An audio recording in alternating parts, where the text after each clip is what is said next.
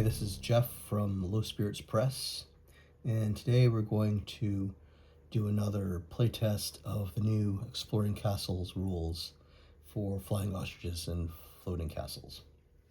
I took my character from the last playtest that I did and transferred it over to a new character sheet. So this is largely the same as the previous one, but I did make some changes. You might notice that I have scrambling here instead of tuck and roll. Scrambling just seemed like a better catch-all term for the agility-based skills that tuck and roll was encompassing. Also, I ordered them in the same way that that they're listed in the table in the rule book, as opposed to alphabetical order. So you could just consult your character sheet and roll for like 1, 2, 3, 4, 5, 6. I also made 3 different updated exploration sections here. So I'll probably play with this some more. I'll probably tinker with this some more as I continue to play test, because I always think of something I could have done better, but we'll test this and see how we like it. We also include this area you can write in the castle you're exploring or the area that you're exploring. You could give the castle, you could just call it like Castle 1, Castle A. In this case, I called it Castle Charybdis. So yes, today we'll be exploring Castle Charybdis, which will be a new castle from the one that we did last time. I also updated my inventory list here, so this is including everything that I had before. I got rid of my axe and kept the silver tip spear. Actually, I sold the axe, and with that money, I bought a bulk fast insta-shake. I still have 5 silver pence left, which might come in handy. We'll see. I wrote some new rules that might be applicable. I got rid of the keys that I had found, only because I had decided that keys from castles can only be used in the castle in which you found them. So they won't do me any good in this new castle. Same thing with clues. I didn't. I think I found 1 clue, so it doesn't carry over to a new castle. Anyways, so we're just gonna go from there. That's the character sheet overview.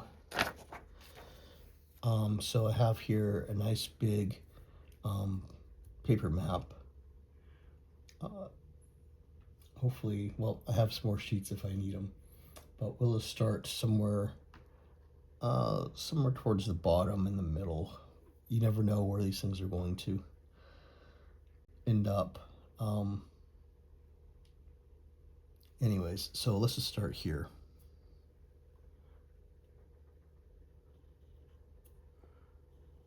I'll just label that start.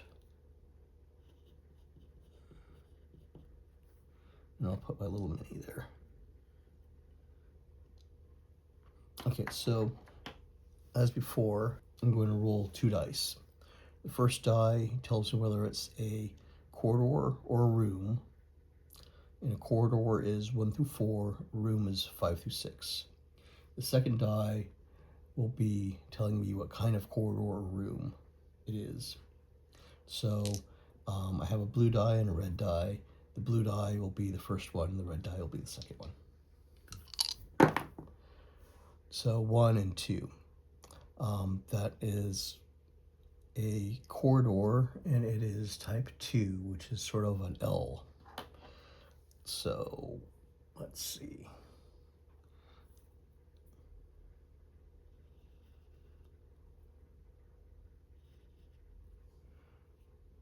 So it hooks here to the left.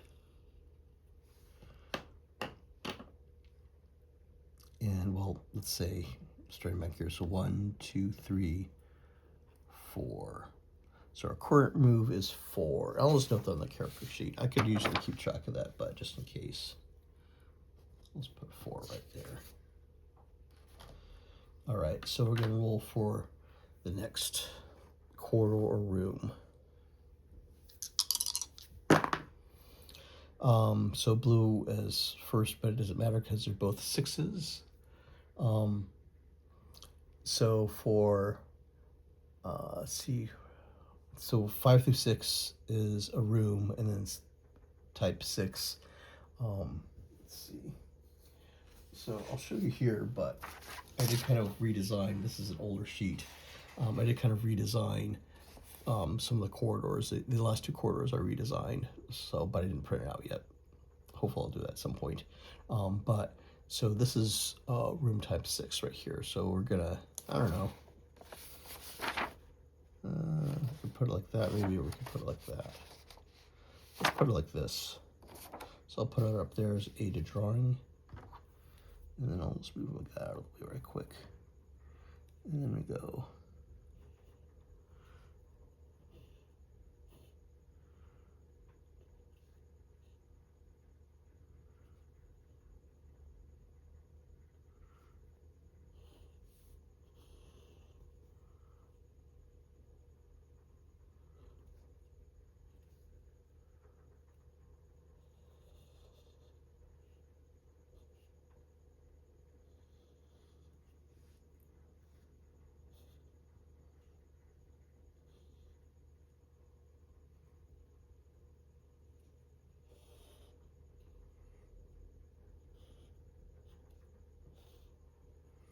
Okay.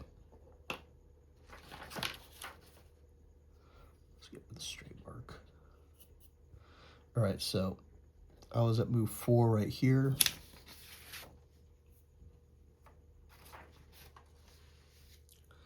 And we'll just enter the room. 1, 2. Okay, so from here, I think the first thing I'll do, well, let's roll for an encounter. Or no, let's roll to see what type of room it is. So 1 through 3 is a regular room, 4 through 5 is a hiding spot, and 6 is a special room. So let's see what we get. 4, so that's just a hiding spot. So yeah, let's roll for an encounter first. So we have an encounter. In rooms, 1 through 2 is an encounter. In corridors, it's just a 1. And we roll at the end of every turn, which is 6 moves, or when we enter a room. So so we basically ended our turn in this room anyways, but if I still had movement left, it would have just been subsumed into the move. So we have an encounter. Let's see what that will be. Here's my encounter table. It's D66. I'm gonna roll 2 D6s. Red will be the 10s. 36. So let's see what that is. That is a Grue. That is probably the worst thing we can encounter. They are incredibly tough. They have a skill of 8, a stamina of 6, an armor of 3. Basically, you don't want to fight these unless you have, unless your skill is high and you have magic weapons or something. I don't know. My melee advanced rank is 1, and my skill is 5, so it gives me a 6, but it still can't.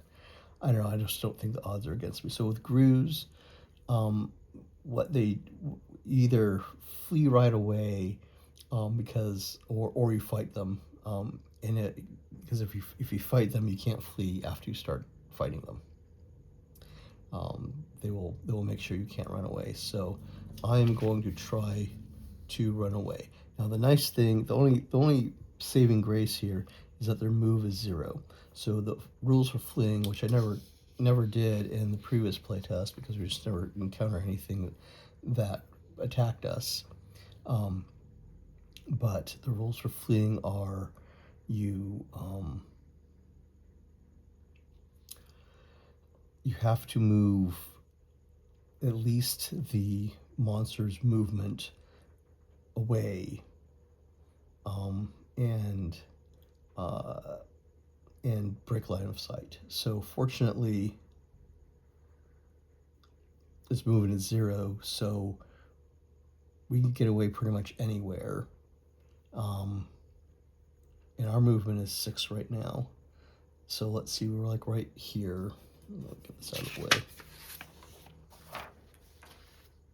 So right here, probably the best ones are either up here or down here. So I'm going to go up here just because that way I don't have to draw stuff down here. So the other thing is that we have to, in order to flee, we have to roll under, or rather, I'm sorry, not under, we have to roll versus the monster skill using our own our own scrambling. We're forgetting the name of our new skill, or using scrambling rather than melee. So let's see where my character should go. Scrambling is 6, so their skill, the Grue skill is 8 minus 6. Let's see. I'll take these 2 dice for me and these 2 dice for the Grue. Let's see what happens. Well, I rolled incredibly poorly. So, yeah. What happens, though, in fleeing is that you still get to flee, despite losing the roll versus. So anyways, this was me right here. This is 1 and 4 was me. That's 5. And 4 and 6. So I already had 2 better skill than me and a better roll. So that's, he won that no matter what. So basically I run away and he just rakes a claw down my back as I'm turn tail and run. So I'm going to move 6 in this direction. 1, 2, 3. So we'll have to roll something else there. So let's see what that is. I'll roll these 2. The red will be first.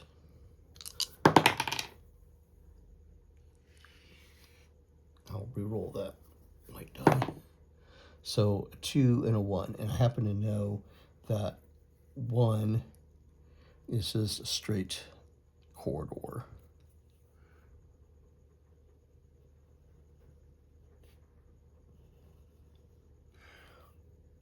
So 1, 2, 3, 4, 5. And we're not done with our move. Now, here's an interesting question. This is what's cool about playtesting, is I can come up with these special cases and kind of see how I might deal with the situation. So, say like the Grue was here. It's moving 0, so it's not going to chase us, but I do have a general rule that we need to break line of sight. And conceivably, we might not break line of sight by the end of our move. But since it's moved at 0, it's not really coming after us, so do you need to break line of sight? In this case, I'm just going to say no, you do not need to break line of sight. We just have to get out of the room. So let's do a few things here. First of all, let's just finish the move. And then we're going to have to roll for damage. And then, since this was a hiding spot room, we should find out what's in here. Although we can't come back to this room until the Grue is gone, and that's 2d6 turns. So there's several different things that we need to establish. So let's start with figuring out what's the end of my move. So we'll roll 2 dice again. The red will be first. 3 and 3. Let's see what 3 is. 3 is a T intersection. So basically it goes up. And then. So 1. There's the end of my move.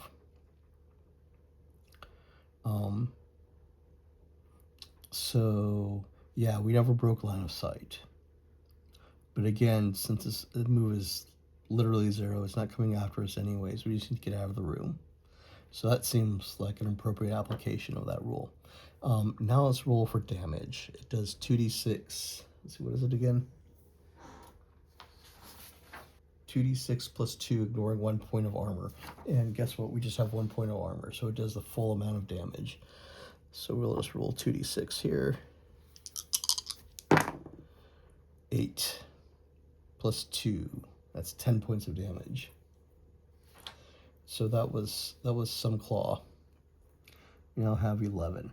So I have 3 healing potions. I probably want to consider drinking one of them because I'm already down 10 points, and these things only heal 2d6, so that's a maximum of 12 anyways. So yeah, I'll do that in a second. Actually, I'll do that now.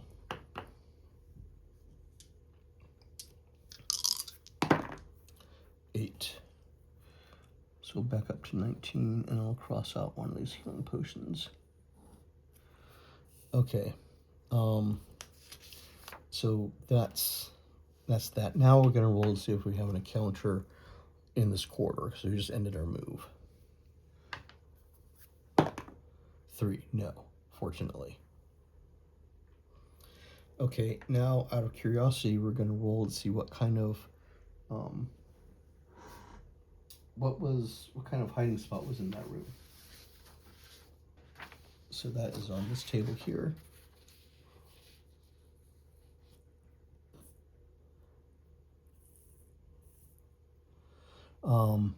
So it's another D66 roll. So we'll roll these 2 dice. Red is first. 66, neat. And that is a wardrobe. So I'm just going to draw a little wardrobe over here.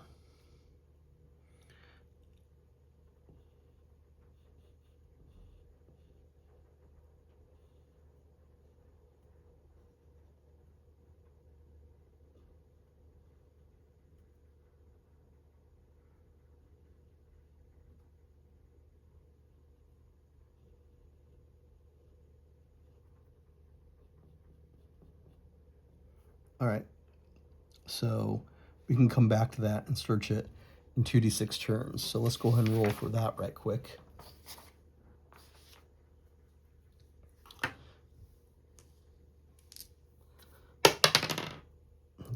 Get that away from me. Oh, I'm sorry, not looking good. 8. All right, 8 turns. So I'm just going to write on my character sheet, on the back of my character sheet, Grue, and then 8. And then we'll just count that up. And that way, we know we can, when those 8 turns are up, we can come back and the Grue won't be there. That's if we want to do that.